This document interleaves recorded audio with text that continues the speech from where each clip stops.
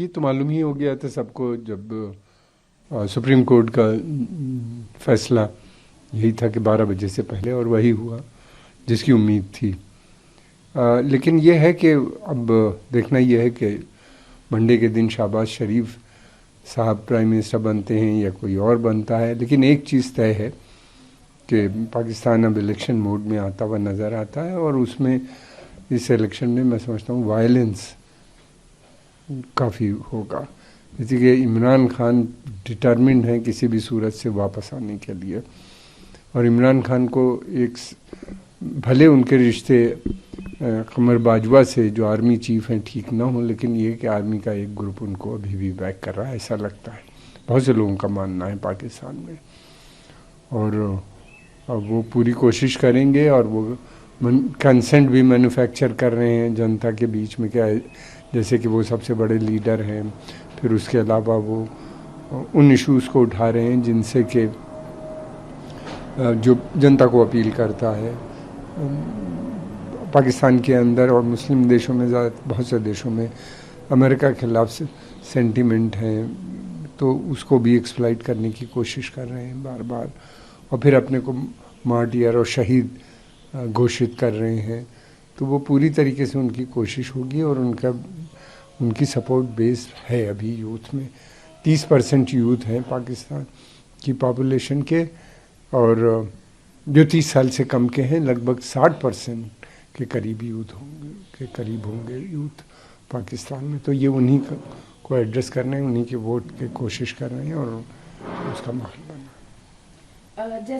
जैसे no trust plan बढ़ रहा था, फॉरेन मिनिस्टर शाह महमूद कुरैशी ने कश्मीर का मुद्दा उठाया, और उन्होंने कहा कि the accidental misfire of a missile from India says accidental missile firing by India could have led to war. Mahmood Qureshi जो है ये बेइंतहा एंटी इंडिया आदमी है, आज से नहीं शुरू से, और ये पाकिस्तान की सेना का बहुत इम्पोर्टेंट स्ट्रेटजी का सेट है।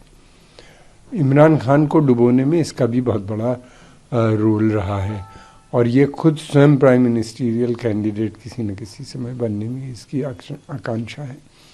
और ये हमेशा भारत के ख़िलाफ़ बात करना, भारत के युद्ध की बात करना, और हमेशा पोस्ट करना अंतर्राष्ट्रीय समुदाय में। पूरे इसकी फॉरेन मिनिस्ट्री में जितने साल भी ये फॉरेन मिनिस्टर रहा, या इससे पहले भी जब भी रहा है, इसका एक ही काम रहा है, तमाम घूम घूम के भारत के ख़िलाफ़ प्रचार करना, भारत करना।